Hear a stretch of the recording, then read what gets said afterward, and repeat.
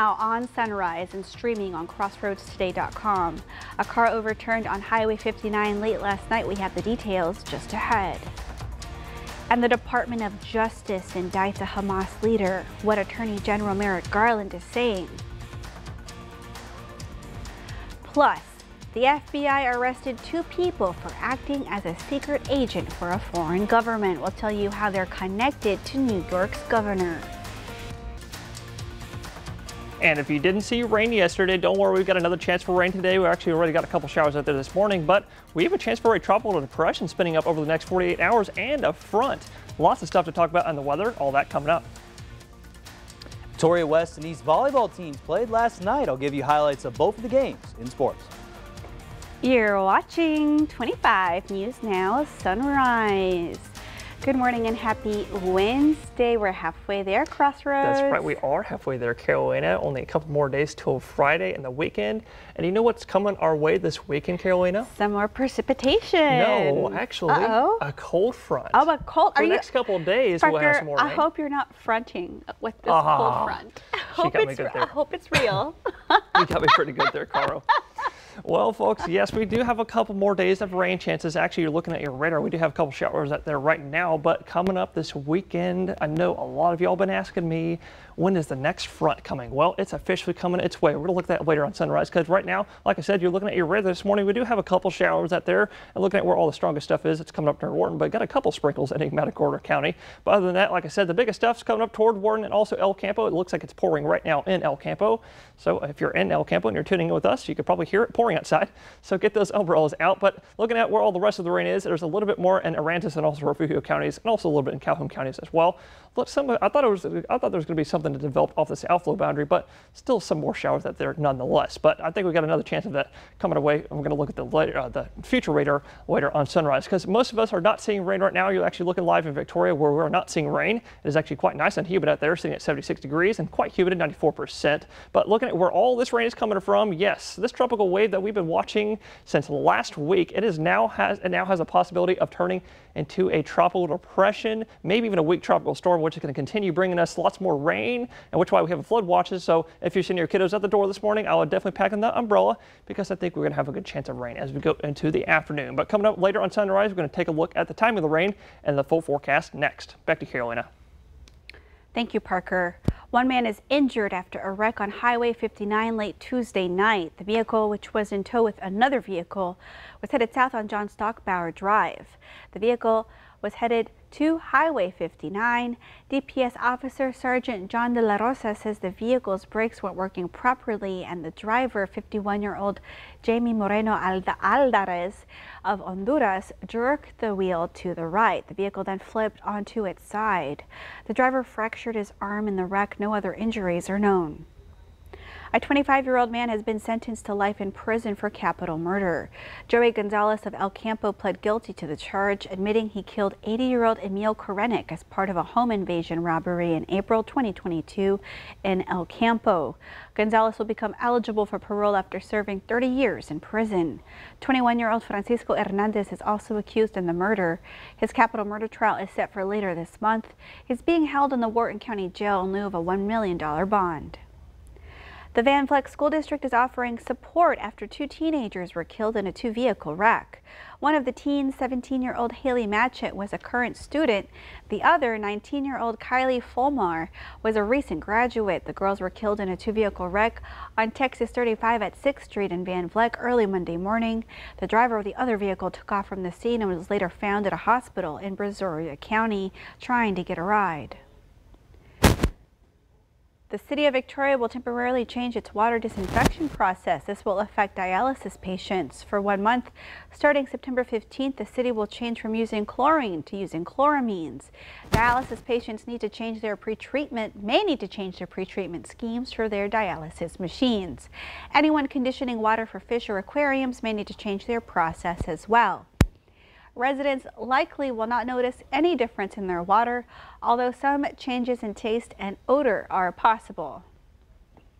Now to a terrifying shooting spree on a major interstate, the second in less than a year along the same highway. One victim describing how bullets tore through his car, nearly hitting his wife and children. A suspect is now in custody after a shooting spree along a Seattle area highway. Vehicles apparently targeted at random.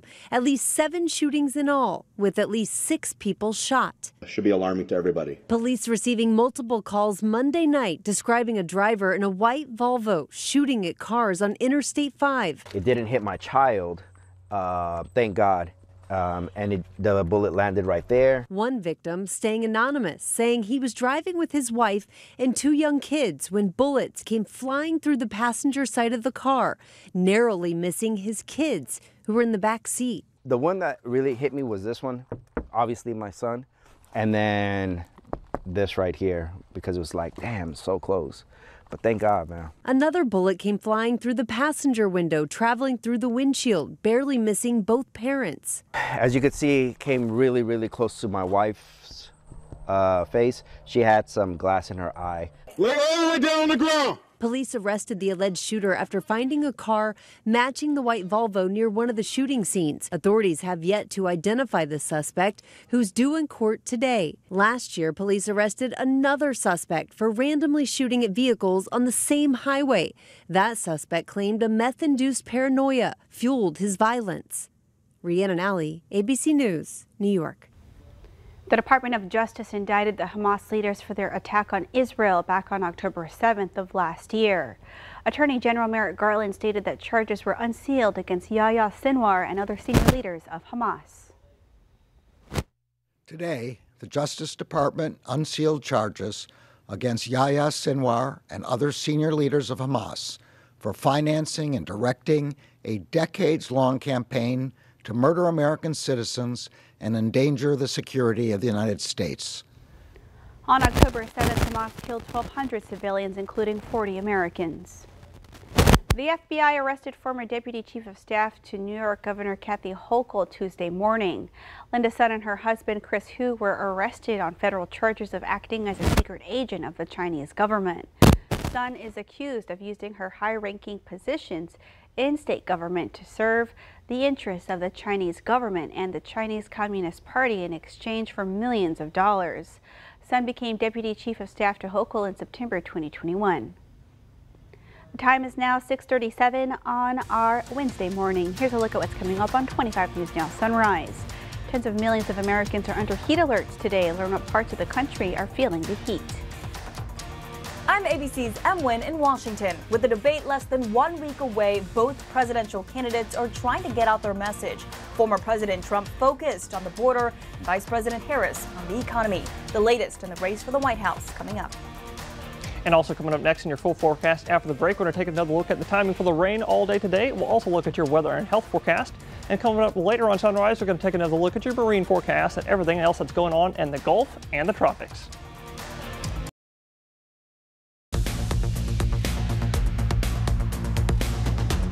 Well, good morning, Crossroads. If you're tuning in with us this morning, you're looking live in Cuero where the sun's starting to slowly come up. You got a nice kind of like a navy blue sky out there, very pretty right now, but it's also very nice out there and also quite humid as well, sitting at 76 degrees in Cuero, 2-degree dew point off, bringing humidity to 94%. So like I said, definitely plenty of humid out there, not really enough to see any fog, and also we got lots of mixing out there for no fog, but you might maybe see a little bit of dew on your windshield this morning, but otherwise you also might maybe see a little bit of different precipitation. We're talking some rain because some of us out there this morning looking at your radar are seeing some showers. We're talking right along the Mid Coast, also in Wharton and El Campo, and I guess some in Karnes County as well. But otherwise, we'll get your future radar and your clouds for the rest of today. I've got chances today at 60%, dropping to 50% tomorrow, although I may bump down today's rain chances back to 50% because looking at your future radar and your clouds for today, it's not looking super rainy today. This computer thinks there might be a good little chunk of rain coming our way in the later morning, but as we go into the later afternoon today, here's 2 and 3 p.m. Maybe a few scattered showers out there, but it's not looking super scattered like it was on Monday earlier this week. But looking at your rain totals going all the way into Friday morning, it's going all the way into Friday midnight. You can see right here Friday midnight. Maybe some of us might be seeing between 2 to 4 inches, but most of us will be seeing between 1/2 inch to 1.5 inches for the next couple days. But looking at your temperatures with the clouds and the rain, we are still graciously in the 80s. I'm thinking about 88 here in Victoria today, while everybody else is about the same. But weather and health forecast, pollen's going to be nice as well, moderate for both grass and ragweed, and your UV index that's going to be high with just a few peaks of sunshine. But we got a couple more days of rain before we dry up with a cool front this weekend. And coming up next, we're going to look at the tropics. But for now, here's sports. Now over to the volleyball court. Both Victoria schools played Tuesday night volleyball, and we start with Victoria West. They played a top 10 battle versus the Goliad Tigerettes, and this game went back and forth. West competed with Goliad. Avery Griffin had a great game for the Warriors, but Goliad would get the victory on the end under head coach Jess Odom, and they would win in 3 sets, 25-20, 25-22, and then 25-11. And some of the leaders for Goliad were Carolyn Youngblood. She had 20 digs in the game. Maven Wanch and Addison Yentry had 10 kills in the game, and that would be enough for Goliad, who now improves to 22-3. Now over to Victoria East. They welcome the St. Joseph Flyers today back toward Victoria East, and they'd get the victory there for the Titans in 4 sets. And man, it would be good there. They lost the first set, then they would win the next 3 in a row, 25-19, 28-26, then 25-18 in the 4th set. One of the star players for the Flyers, number 2, Catherine Hickman, who's a big force up there at the net. And again, now former St. Joseph Flyer and Addison Azuna, number 11, she made some plays for the Titans and helped them get the victory. They're now 5-8 this season. This is Max Williams, 25 News Now Sports. Thank you, Max. All right, we want to invite y'all to experience our digital streaming service, Crossroads Today Plus. You can find it on your connected TV through Amazon Fire TV, Roku, Apple TV, Android TV. Just search for Crossroads Today Plus.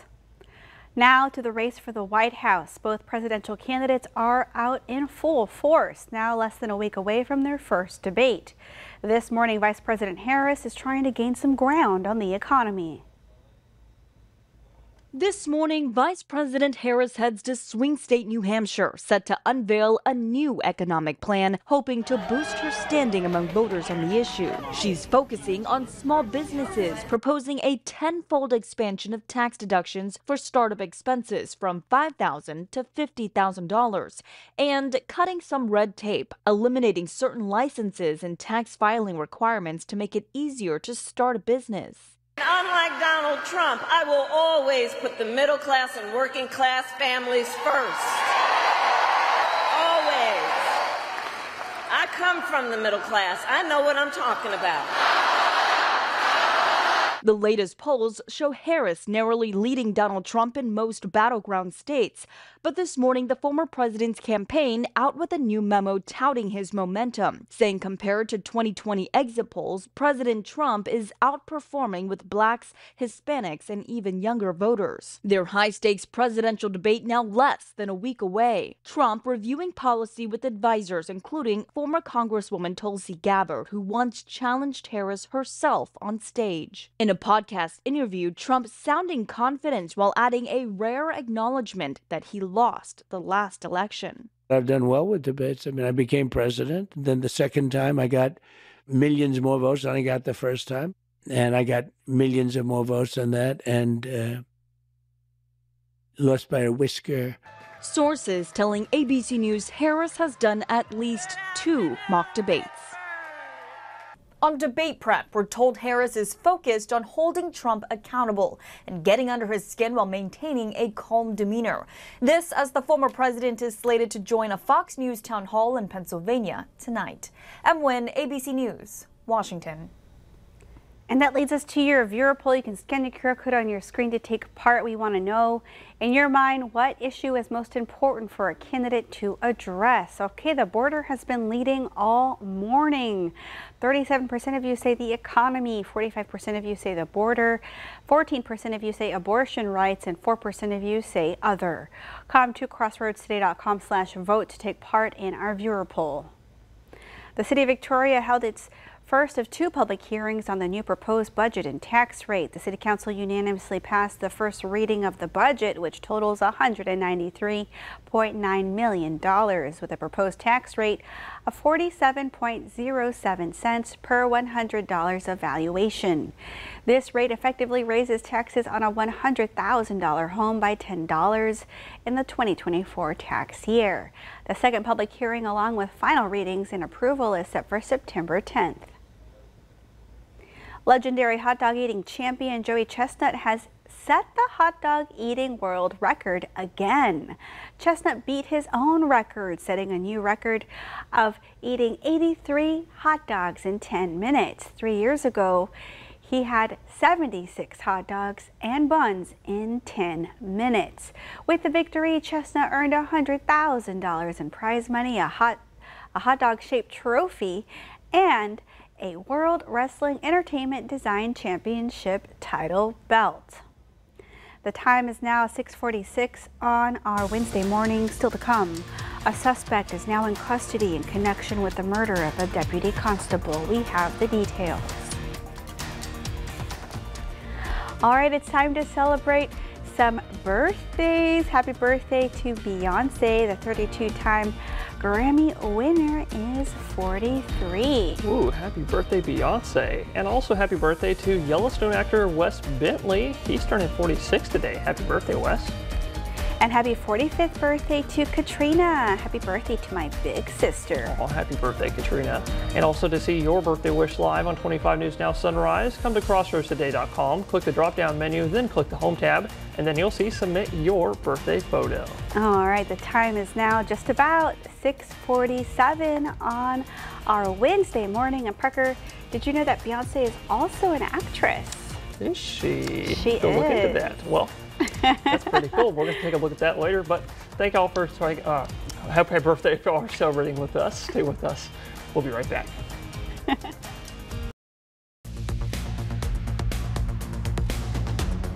Well, howdy, good morning, Crossroads. If you're tuning in with us this morning, I'm sure a lot of y'all have been hearing what I've been saying ever since last week about this tropical low that has been right off our coast. Well, now this low has a chance to develop into a tropical depression, or I can't fully rule out a very, very weak tropical storm with wind speeds up to 45 miles an hour. But looking at your future radar, you can actually see at the very end of this loop right there, it does look like it wants to form sort of like an eye wall, which is we're not expecting like a hurricane or anything. I'm actually not really even thinking like a mid-grade tropical storm. If anything, we're probably thinking like a tropical depression with chances, I'm thinking about 30 to 40%. Also, although the National Hurricane Center is not watching this at all, which is quite interesting to me. I'm going to look at that later. But looking at that, you can see at the very end, it does try to spin up, going all the way into tomorrow afternoon and all the way into Friday morning. So we're going to have much more details as we go into tomorrow, and we're going to have a much better guess and much better shot to see if it will form into something or not. But looking at your last 6 hours of the radar, you can see as I zoom in right off of our coast, you can actually see right there, right where it is spinning, just a very, very slight circulation. But as we go into tomorrow, I think that circulation is going to ramp up because there's actually a cluster of thunderstorms that's going to be converging with the low coming from the central Gulf, and because there is no shear above, that storm can continue to deepen into low pressure. But looking at marine forecast, I'm just going to go ahead and say not the greatest day to get down the coast because you just saw the radar. Going to be some storms out there, but other good news, all three of our waves on the Atlantic all now have less than a 40% chance of development. We're going to look at that and more later on Sunrise. Back to you, Carolina. Thank you, Parker. Summer may be winding down, but it doesn't feel that way in some places. Tens of millions of Americans are under heat alerts today as the Southwest faces record-setting temperatures. A heat wave settling in is set to stick around for days. Utility companies say the LA and San Diego power grids are holding up, but they want people to reduce energy use between 4 and 9 p.m. Phoenix is on a record-setting hot streak, marking 100 consecutive days above 100 degrees yesterday. You still have a chance to win big. Tuesday night's Mega Millions drawing had no jackpot winner. The jackpot now grows to an estimated $740 million. Although there were no winners for the jackpot, 2 tickets matched all 5 numbers Tuesday. Those lucky people in Kansas and Michigan won $1 million. The next Mega Million drawing is Friday night. Still to come on Sunrise, news to know before you go. A federal judge has rejected Donald Trump's request to intervene in his New York hush money criminal case. A suspect is now in custody in connection with the murder of a Harris County deputy constable who was shot while on his way to work Tuesday afternoon. Police apprehended the suspect in the Galveston area.